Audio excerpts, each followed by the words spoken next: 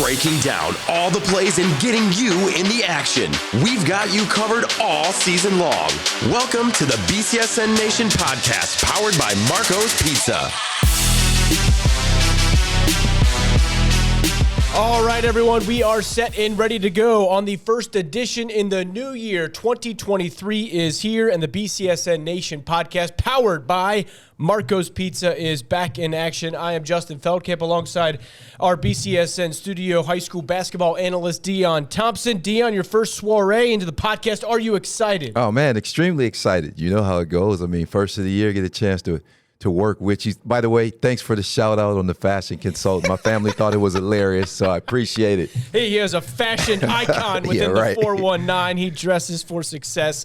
So yes, indeed. All right, the BCSN Nation podcast, you know, as always, powered by Marco's Pizza. Each Wednesday, it drops at 3 p.m. The latest episode on Apple Podcasts, Spotify, Amazon Music, Google Podcast, iHeartRadio, and BCSNNation.com. We also post it to YouTube as well. Just search at BCSN Sports for all of our social media handles on Twitter, Facebook, Instagram, TikTok, and YouTube. All right, as we move to this new year, we're getting close to about the halfway point of the season. Teams in our area, you play about 20, 21 games, and then it's all about the postseason. So we have some topics to dive into. We were off last week for the holidays, but we are back here in 2023. And one matchup that took place from last time we were here on the podcast at this time was on the boys' side, Rossford and Perrysburg. That game took place at Perrysburg, and Rossford came out with a win 55-53. I think that's a bit of an upset. I mean, I think, obviously the Battle of Wood County. But the thing is, I was really impressed with Rossford, the way they dealt with that matchup zone. And they figured out the way to deal with it is to attack it through the dribble drive. And we saw Brandon Revels do an outstanding job of that.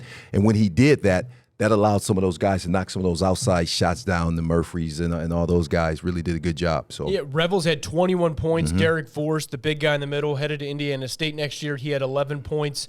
And what I was impressed with is on the road, they jumped out to an 11-0 lead. Yeah. Perrysburg, whoa, what's going on? 29-15 at the half. Perrysburg came back in that second half. But then in the final moments, in a close game like this, I think this is where both teams can benefit and learn from either mistakes or learn from how they did it. And okay, we have experience at doing it in the crunch time. But they got the job done. We saw Revels make a bucket with 57 seconds left. 57 seconds and no other points were scored. In the final 7 seconds, Perrysburg had the ball out of bounds with a chance to either tie or take the lead, and they turned it over. You know what? I mean, when I watched the play, you have to credit Rossford, because what they did was they kept the ball away from their point guard. They kept it away from Schultz. And, it was a turnover at the end, so they didn't even get a shot up. Matt Watkins was the guy I was looking, to get the ball. And they were trying to get it to him. Yes, they were, yep. In all due respect. But credit Rossford for going ahead with the win. And, I saw his interview, and I thought it was a great interview. They remembered last year. It was a close game, and they just came in hungry. But, to backtrack a little bit, they were up. You're right. They spot them 11. But then that second half, you saw Austin Schultz. He went off. 5 3-point shots. So, they made it a good game. And those are games I know from our vantage point we love to see. But from a coach's, standpoint, they don't really like too much. But I agree with you. They're going to learn a lot, how to win down the stretch. And you never know. Rossford, with their schedule, they have scheduled some tougher matchups, and then they have some of the top teams, the Eastwoods and the Genoas within the Northern Buckeye Conference, that's going to test them from here until the end of the regular season. But right now, Rossford 5-0 in the Northern Buckeye Conference with a win over 𝗦𝗍𝗀 on Tuesday night. They're 8-2 overall, so Rossford and Perrysburg both still positioned to do very well going forward. All right, let's shift our focus to the Three Rivers Athletic Conference here, Deon.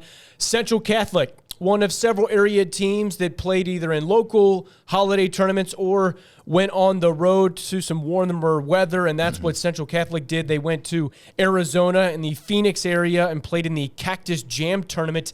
They ended up beating a team from Ohio in the championship in Cleveland Heights. That was another 2-point game. Central won 65-63. Isaiah Brenneman with 17 points in that title game. But for Central Catholic, such an important victory because if you remember, obviously, their football team won the state championship about roughly half, a little less than half of the boys basketball rosters made up of football players who weren't able to join the basketball team until really the first week of December. And it was important for this basketball team to gel and really form a bond on the road. Yeah, I will agree with you. And a lot of people wrote Central off because Chico Johnson, obviously, their top player, is not playing.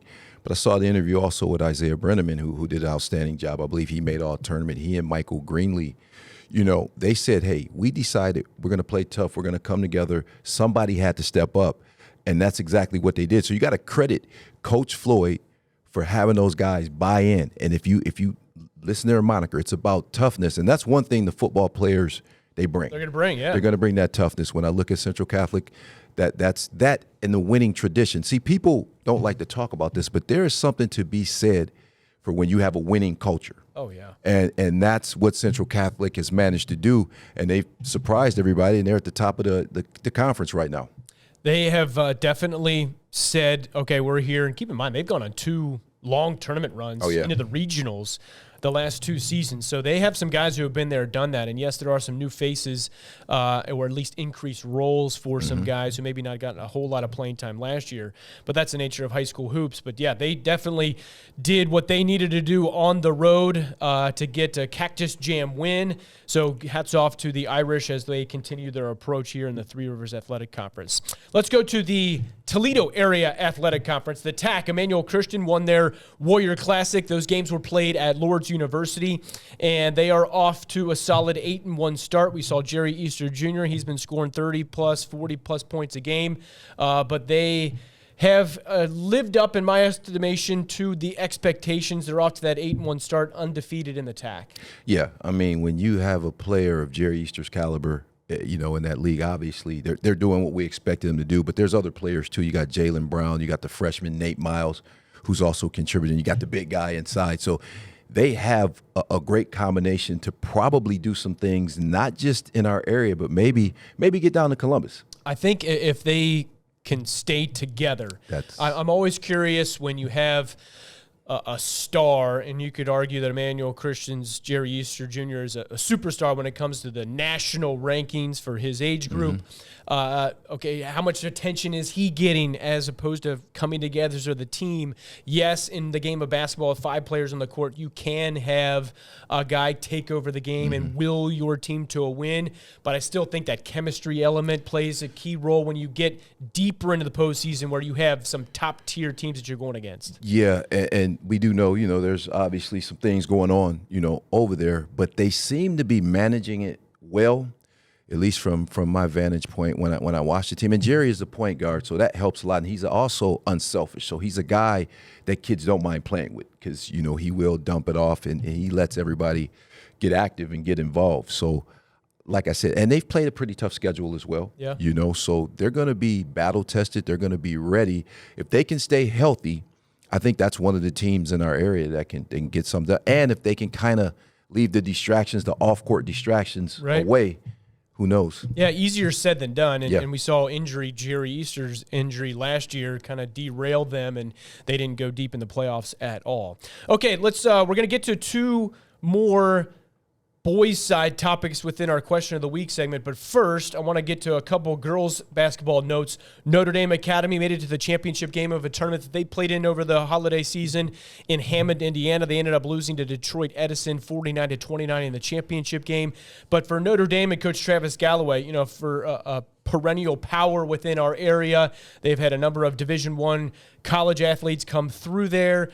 It advanced on to college hoops, and we've seen Coach Galloway and his assistant coaching staff take several teams down to Columbus and or Dayton, depending on which year you're talking about when it comes to the state semifinals and or state championship game. But what have you seen out of the Eagles thus far, Deon? Well, basketball, like any other sport in the area, is kind of cyclical, okay? He had a great run, and he obviously did have some good talent. Now he may not have quite as much talent, but that Edison team, talk about perennial power, every year they're in the Final Four, so it's going to be a confidence builder for them. They're not as big as they have been in the past, but they still defend well. They still do a lot, and we've been talking about it, but I think these, when you travel with your team, it gives you that bonding experience. You get a chance to really spend time with your team off the court, right? And the kids get a chance to learn each other, and that usually works out, particularly if you're having some success. So the fact that he made it to the championship game, I think that's going to be a big confidence booster for the Notre Dame Eagles. Yeah, I think a lot of teams and coaches in our area are kind of feeling out, and maybe they've gotten past the point of feeling out of, okay, who are our go-to players? Who are our role players? Who is drastically improved? Maybe who has surprised me, and we've come up with some players who now we can add responsibilities to them. The Dakota Smith's a senior for NDA. She's kind of been there, done that. I think a number of other players up and down the roster as I look at it. Nina Sims. We got Sophia Van Sluten. We got Amira Dupree, a number of other, Reagan Quinn, Janiyah Anderson, some other seniors and up and down the list there where they're trying to figure out, okay, who can be those step-up go-to players? Yeah, absolutely. And like you said, I mean, this is the time of the year now. I think roles are definitely defined. Yeah. You know who you are as a team, and you just got to settle in and kind of believe and just play it out.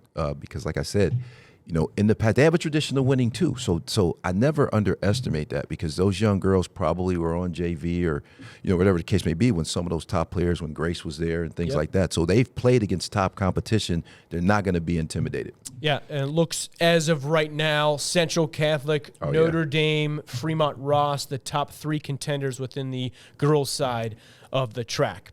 All right, in the City League, Rogers gave Saline its first loss on the girls' side, 48-36.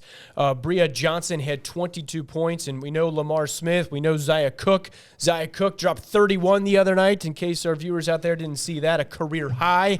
And South Carolina, still the defending champs and still ranked number one in the country. So 𝗦𝗽ihe always representing the Toledo area in the 419 well.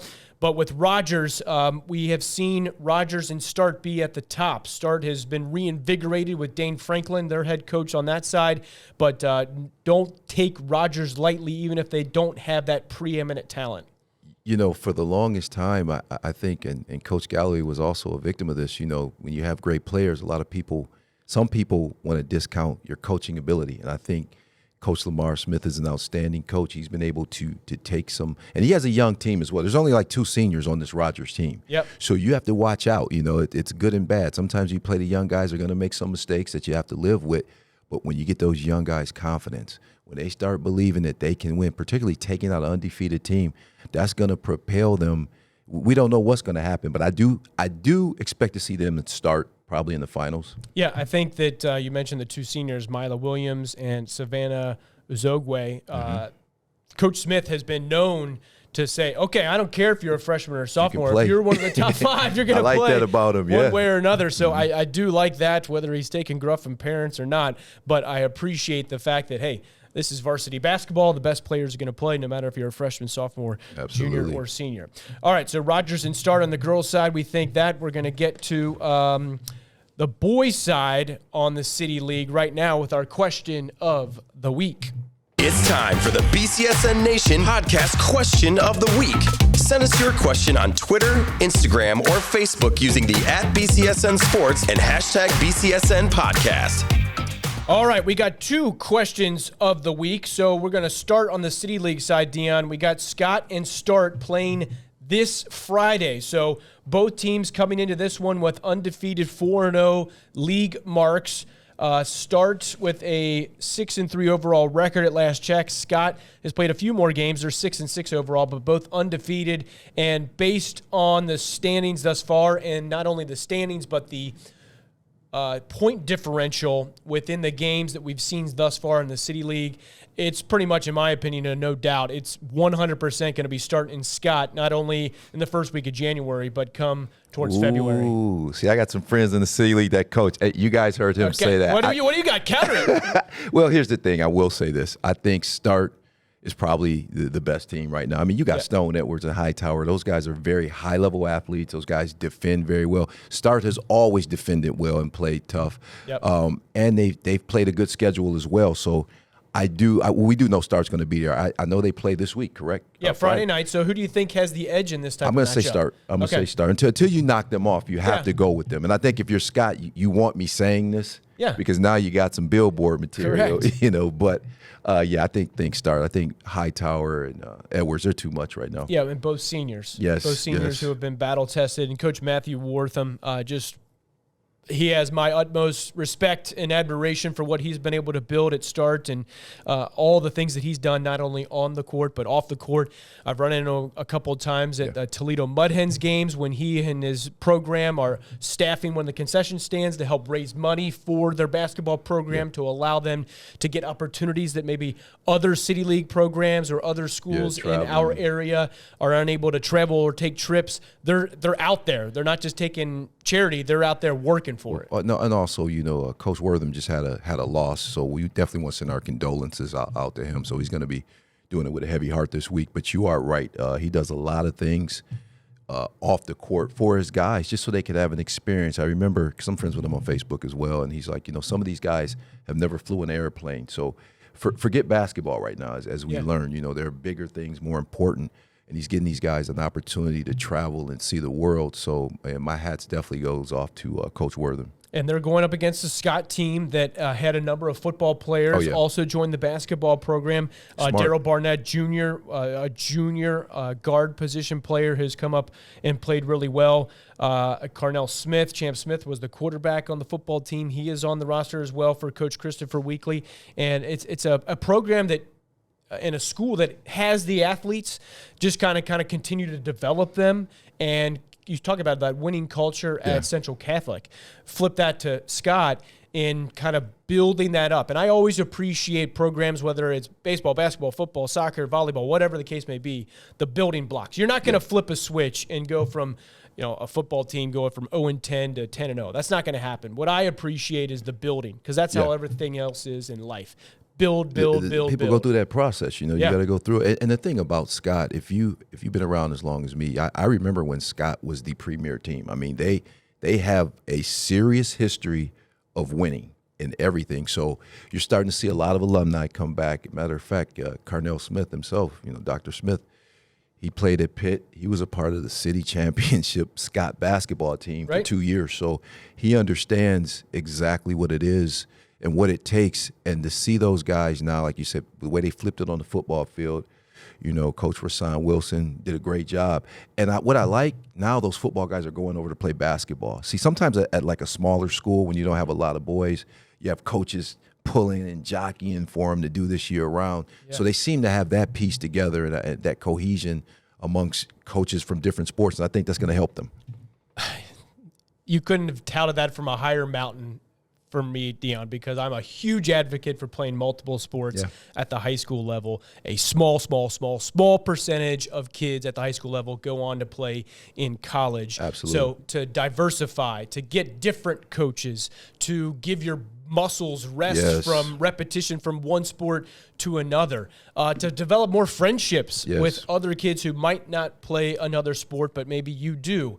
And I think that is so important. And I think that starts, you talked about Dr. Carnell Smith, the principal there, and his son there on the teams, how important that is for a kind of community and school-wide effort to have that be the overwhelming idea and theory behind, okay, hey, let's not try to just cherry pick these players and only have them play this sport or do 7-on-7s year round if you're only a football player.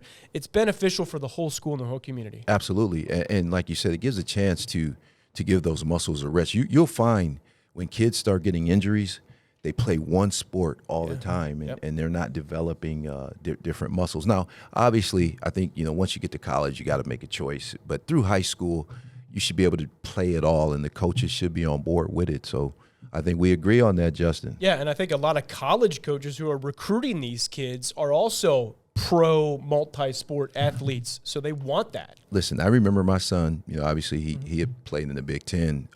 He committed to Ohio State, but he was on the basketball team.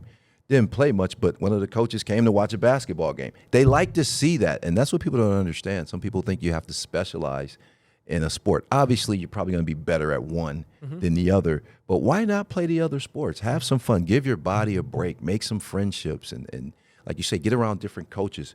And it's important because then you really start understanding people, how the world works in general. So, yeah, I'm an advocate for it as well. All right, our second question within our Question of the Week segment. Which matchup are you looking forward to the most within our Game of the Week, Deon, for this Friday inside Game Day Nation? Whitmer at St. John's, two of the top half, I would say, teams within the Three Rivers Athletic Conference. Yeah, I think that's going to be a game. I mean, St. John's just knocked off 𝗦𝗻𝗄 last night. On the road. On the road, and we know it's tough going down 75. CJ Hornbeek has been playing like a madman. You know, obviously he's going to be one of the guys you're going to be talking about for Player of the Year. But then for Whitmer, you have Antoine West, who is you know what I like about him? He's very quiet. He just talks on the court. You don't really see much, and I know his grandmom as well, so he comes from humble beginnings. But Whitmer St. John's, that's going to be a great game. I know a lot of people weren't high on Whitmer initially. I'm talking about us, you know, because we just didn't know what they had. We knew they had West, but we weren't aware of James, and then the big 6'6" guy comes in. But the thing that St. John's will have to do, they're going to have to deal with that pressure, because Whitmer's going to pressure you from the beginning all the way to the end, and that's their style. They're going to wear you down. If you could deal with that, then you have a chance at success. Yeah, and Whitmer got a win on Tuesday night. As you take a look at the updated standings, Central Catholic 3-0. They pushed some of their league games further in because of the football team's success. But Findlay 3-1. You got Lima Senior dropping to 2-2. Whitmer is 3-1 within the league. St. Francis 1-2. St. John's improved to 2-2 with their win at Lima Senior. So they are 5-5 overall. But with St. John's, and you talked about CJ Hornbeek, they're kind of in that same phase of, okay, who are our guys? Who are going to be our consistent starters? Who's going to be our role players off the bench? And then for the Whitmer, you talk about the big 6'6" guy. That's Carter Lowe, another football player going to play basketball. And they looked pretty impressive, albeit against the St. Francis team who's still trying to build up there with Coach 𝗏𝗏𝗏𝗏. They already did something smart. He's playing a good schedule. They're 7-2 right now. So he's getting those guys some confidence. Correct, exactly. But with Whitmer and their full throttle pressure, I know that Coach 𝗏𝗏𝗏𝗏 said after their game on Tuesday night that they tried to simulate it, that full pressure attack with multiple people kind of going 6-on-5 within a practice setting, and sometimes you can't really equate what it's going to be like in a real game. You can't. I don't know if you remember those old Arkansas teams that used to play that way. And Nolan Richardson? Yes. I mean, those guys, and credit to Coach Stacy, because to play that way, you have to be in outstanding condition. So those guys will do it the whole game. They even did it. I remember the loss to Findlay, and, yes, Findlay's been doing great, but half the team was sick, and they still played that style the whole game. So he doesn't change, so you better be ready for it. Yeah, this is a game, even in the early parts of January, really every game within a conference play matters because it's not like you're in the MAC where you're playing 20 league games. These games within your conference, no matter what time they are being played, are so crucial. And this, I think, is one of those games where the winner is going to have a large advantage over the one who loses. When you look at it, I mean, just from top to bottom, basically any of these teams could knock off. There's a lot of parity in this league. I agree. So I don't think anybody's going to go undefeated. I think 2 losses, 2 to 3 losses should keep you in it, because these guys are going to start knocking each other off, because now we're right in the middle of the conference schedule. Yeah, I saw Central Catholic handle St. John's early on in mid-December. At Central. I was somewhat surprised at the point differential there. St. John's jumped out to an early lead, but then Central took it to them in the second half. But, yeah, I tend to agree with that in the sense that there's going to maybe Central goes undefeated. I think I don't think so. You don't think so? No, just because the way the league is and kind of watching the teams, and no, I don't think so. Because remember, people still have to go down to Findlay. That's a tough place to play. And St. John's, we saw Central. They did beat St. John's pretty handily, but like you said, St. John's jumped out at Central, so Central has to go over to St. John's now. So you never know. All right, we continue here as we're going to wrap things up here on the BCSN Nation podcast, powered by Marco's Pizza. This Friday, Deon will be in studio.